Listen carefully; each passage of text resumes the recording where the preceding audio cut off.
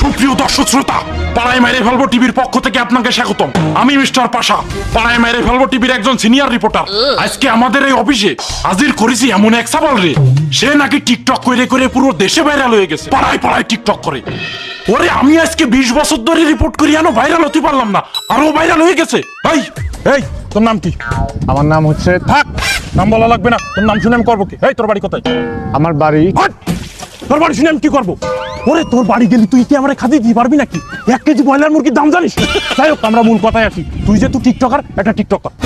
আমি ভাই আমি তো টিকটক। ও বুঝতে পারিছি, আমারে গান সিলেক্ট করে দেয়া লাগবে। শোন, আমার নিজের সুর করা একটা গান আছে।